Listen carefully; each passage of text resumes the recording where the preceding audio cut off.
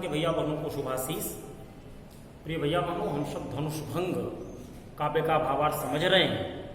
आज हम सब इस पाठ को पूरा करेंगे, आप लोग ध्यान से समझने का प्रयास करिएगा। मैं पढ़ रहा हूं, आप लोग ध्यान से समझने का प्रयास करिएगा।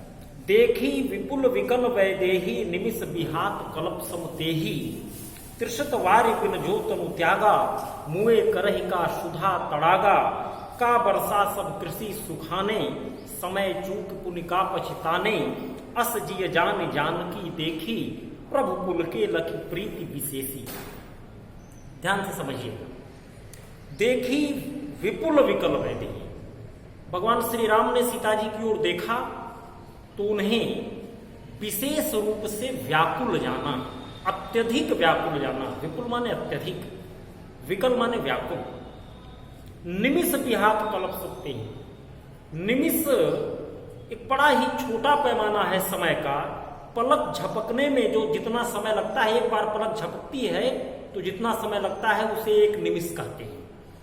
तो यह छोटा सा समय का जो छोटा सा अंश है, एक निमिष, सीता जी के लिए कल्प समते ही कल्प के समान व्यतीत हो रहा है। एक निमिष भी उनके लिए कल्प के समान व्यतीत हो रहा है। तो भगवान श्री राम ने अपने मन में विचार किया कि त्रिशत वारि बिन जो तनु त्यागा मुए करहि का सुधा तड़ागा, कि यदि कोई व्यक्ति, त्रिशत माने प्यासा, वारि माने जल, यदि कोई प्यासा व्यक्ति पानी के बिना, त्रिशत वारि बिन जो तनु त्यागा, अगर अपना शरीर त्याग दे अर्थात उसकी मृत्यु हो जाए तो मुए करहि का सुधा तड़ागा, तो उसके मरने के बाद अगर उसके समक्ष सुधा तड़ागा, सुधा माने अमृत, तड़ागा माने तालाब, अमृत का तालाब भी अगर उसके समक्ष लाकर रख दिया जाए तो उससे कोई लाभ होने वाला नहीं है। का वर्षा सब कृषि सुखाने समय चूक पुनि का पछताने, यदि संपूर्ण फसल गर्मी से जलकर नष्ट हो जाए तो बाद में अगर वर्षा भी हो तो उस वर्षा का कोई लाभ नहीं होता। ठीक इसी प्रकार से हर कार्य का एक उचित समय होता है। अगर कार्य उचित समय पर न हो, समय बीत जाए और कार्य संपन्न न हो तो पश्चाताप करने से भी कोई लाभ नहीं होता है। अस जिय जान जानकी देखी, ऐसा विचार करके प्रभु श्री राम ने सीता जी की ओर देखा और प्रभु पुलके लखी प्रीति विशेखी, और अपने प्रति सीता जी का विशेष प्रेम देखकर प्रभु आनंदित हो गए, पुलकित हो गए, प्रसन्न हो गए।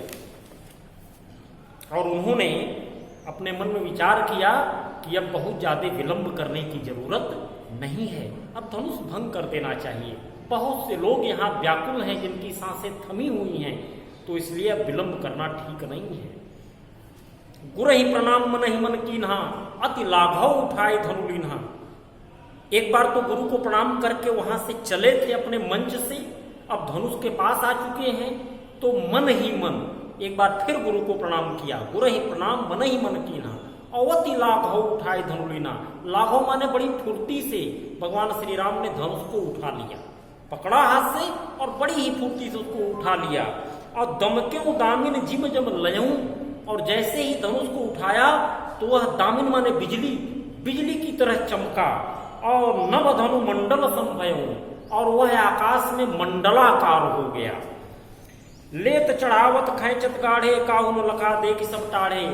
कब भगवान ने धनुष को अपने हाथ में उठाया, कब उसकी प्रत्यंचा खींचकर उसे चढ़ा दिया, इस दृश्य को कोई देख नहीं पाया। यह कार्य इतनी शीघ्रता से हुआ कि कोई समझ ही नहीं पाया।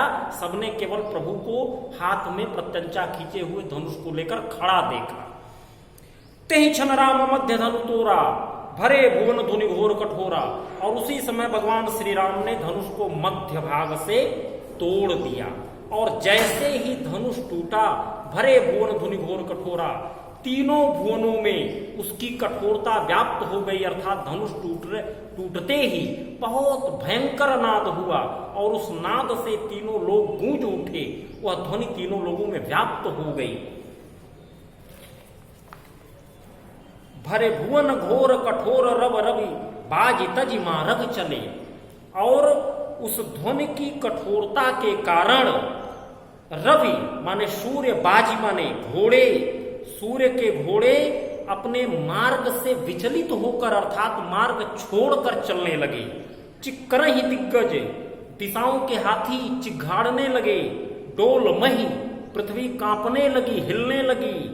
अहिकोल कूरुम कलमले, शेष जी, वाराह जी और कच्छप जी कलमला उठे, व्याकुल हो गए। सुर असुर मुनिकर कान दीन्ही, सुर माने देवता, असुर माने राक्षस, देवता राक्षस और मुनिगण कर कान दीन्ही, अपने हाथों से अपने कानों को दबा लिए और सकल विकल विचार रही और सभी व्याकुल होकर विचार करने लगे कि अब क्या होने वाला है, यह कैसी भयंकर ध्वनि व्याप्त हो रही है। और गोस्वामी तुलसीदास जी कहते हैं कि कोदंड खंड्यो राम तुलसी जयत वचन उचारही, कि जैसे ही सभी लोगों को ज्ञात हुआ कि भगवान श्री राम ने भगवान शिव के कठोर धनुष को भंग कर दिया, उसे तोड़ दिया और यह भयानक ध्वनि जो तीनों लोकों में गूंज रही है उस धनुष के टूटने से गूंज रही है, जैसे ही इस बात का ज्ञान हुआ तो सब प्रभु श्री राम की जयकार करने लगे। प्रिय भैया बहनों, आज का यह पाठ पूरा हो गया है। निश्चित ही आपके समझ में इसका भावार्थ आया होगा। भावार्थ को कॉपी पर नोट कर लेंगे, शब्दार्थ लिख के कॉपी पर नोट कर लेंगे। काव्यगत सौंदर्य में भाषा अवधि, रस श्रृंगार एवं अद्भुत छंद, चौपाई और दोहा, अलंकार, अनुप्रास, उपमा, दृष्टांत एवं अतिशयोक्ति, शब्द शक्ति, अभिधा एवं लक्षणा, गुण, माधुर्य एवं ओज, इसको आप सभी कॉपी में नोट करके तैयार कर लेंगे। धन्यवाद।